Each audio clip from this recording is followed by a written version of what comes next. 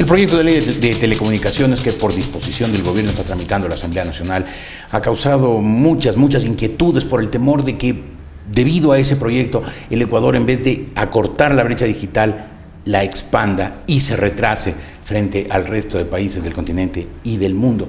Un experto en el tema, el economista Pablo Bello, el secretario general de la Asociación Iberoamericana de Empresas de Telecomunicaciones, está hoy aquí con su visión internacional para ayudarnos a entender un poco la situación y los problemas. Economista, gracias por estar aquí. Buenos días. Un placer. Muchísimas gracias por la invitación. Muchas gracias. Quisiera que usted que nos diga cuáles son los problemas que podría causar y los beneficios, evidentemente, también esta ley. Pero antes quisiera que nos sitúe al Ecuador en el texto de las telecomunicaciones del continente.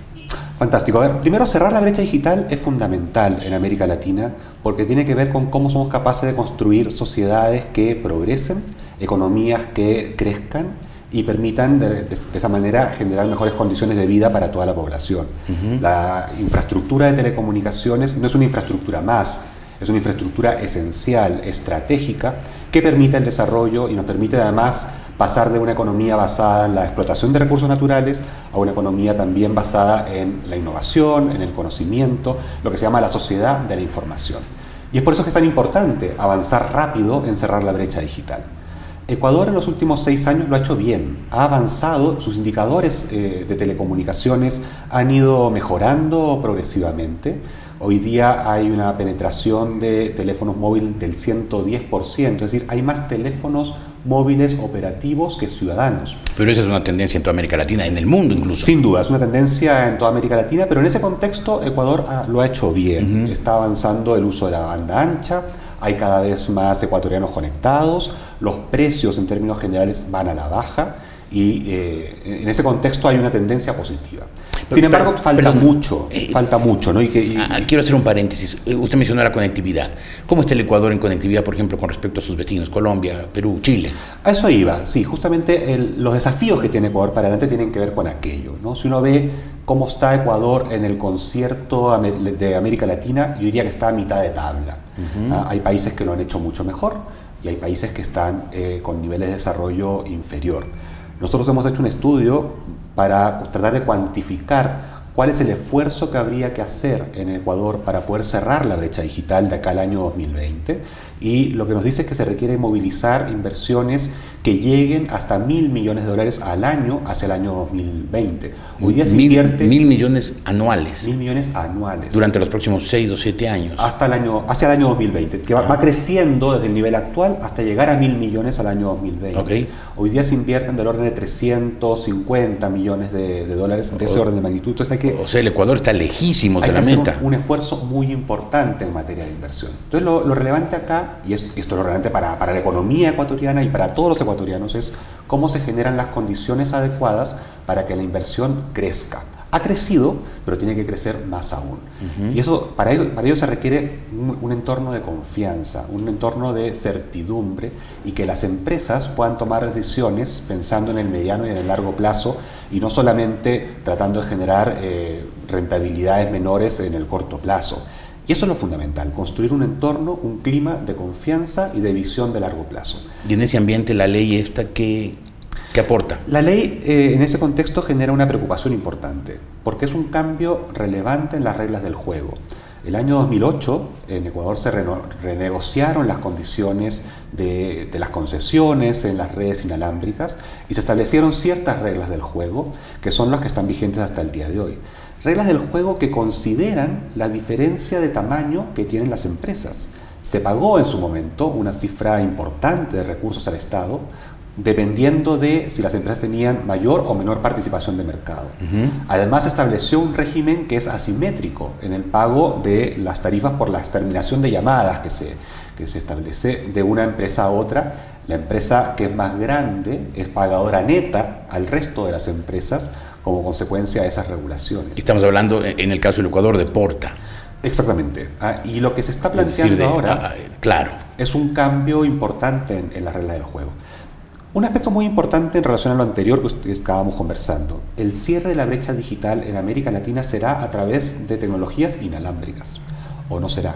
Será con la tercera generación, con la cuarta generación, y es por ello que es importantísimo incentivar que estas redes sigan creciendo en un entorno que sea viable, ¿no? Y que sea adecuado para ello.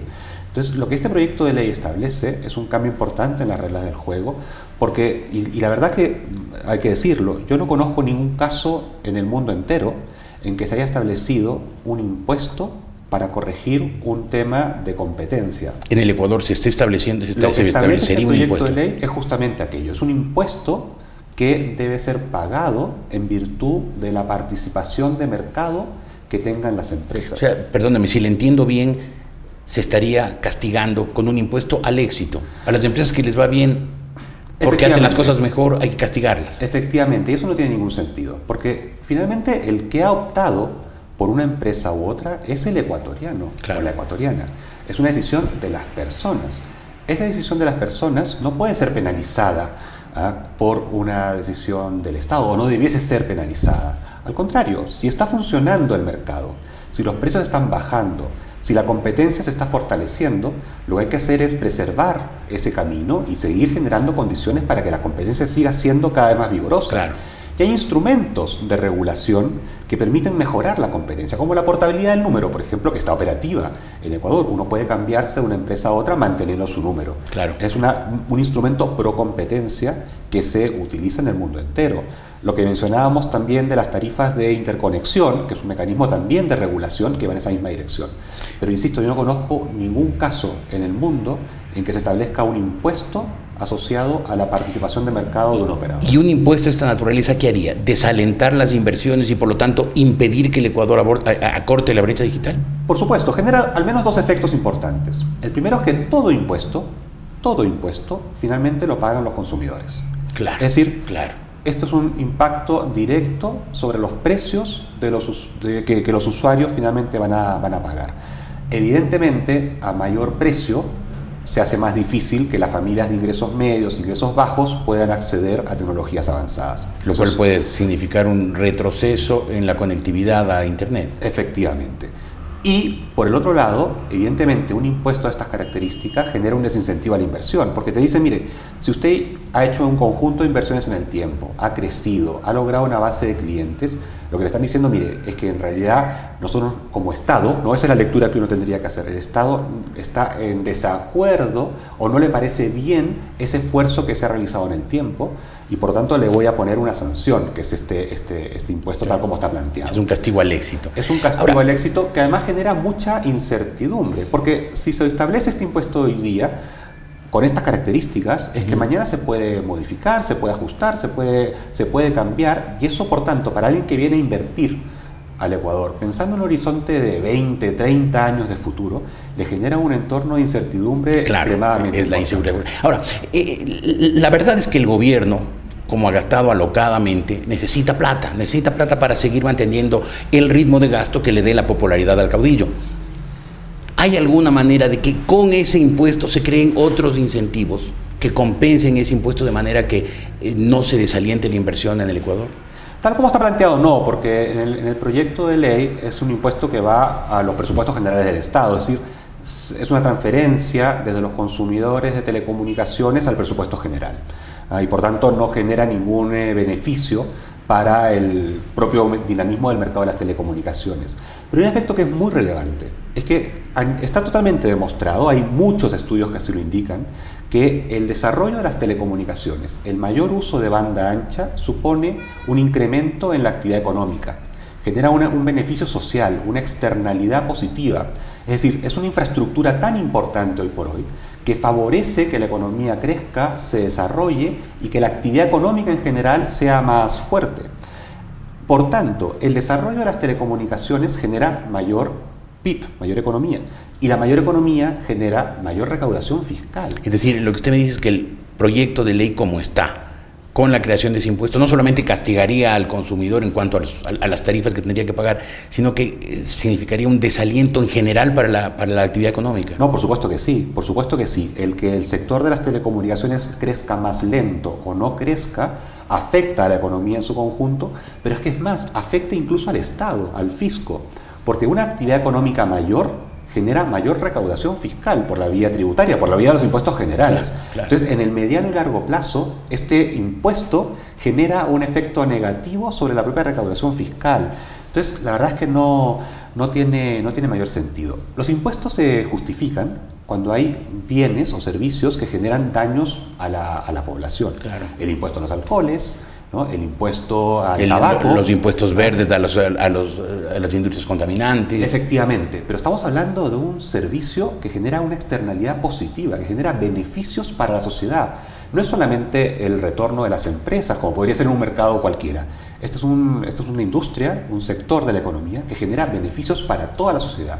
Una sociedad más conectada, es una sociedad más productiva, más eficiente y que tiene más oportunidades de desarrollo económico y social también, claro, a nivel internacional. Economista Bello, usted, supongo que en estos días que está haciendo esta consultoría ha tenido oportunidad de conversar con asambleístas. Yo sé que ellos básicamente no son deliberantes, pero ¿han notado alguna receptividad y alguna posibilidad de que al tramitar la ley no incluyan este impuesto que, como usted nos dice, es recesivo? Bueno, habrá que verlo, ¿no? Estamos conversando también, por cierto, con el gobierno. Yo espero que haya una sensibilidad en tal sentido. El presidente es economista también. Yo espero que sobre esta materia pueda repensar si es que la aproximación que está planteada... Claro, pero él tiene urgencias fiscales, porque además se vienen las elecciones, tiene que tener plata para hacer obra y mantener su popularidad. Pero hay que pensar en el futuro, hay que pensar en el mediano y en el largo plazo. Y eso hace un estadista, no necesariamente un populista. Nuestra esperanza es que podamos sensibilizar adecuadamente a los asambleístas y al gobierno en esta dirección. Acá no se trata de los intereses de una empresa en particular, se trata de los intereses de Ecuador. Y estoy convencido, y esto lo demuestran muchos estudios internacionales, que a Ecuador le vaya bien depende críticamente de que al sector de las telecomunicaciones le vaya bien.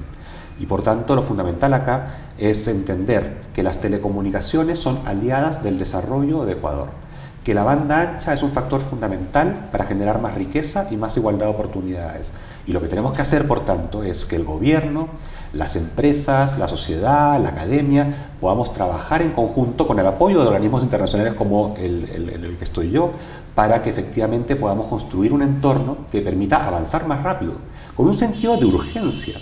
Pues si no hacemos esto, si no hacemos este esfuerzo de generar las condiciones adecuadas para cerrar la brecha digital ahora, lo que terminaremos produciendo es que la reducción de la pobreza y el retraso económico que tienen nuestros países en América Latina se prolongará más en el tiempo. Por lo tanto, tenemos que trabajar de la mano y evitar un discurso confrontacional en el cual aparecen como un sector, unos son buenos y otros son malos, que el sector privado no es enemigo del Estado, ni mucho menos.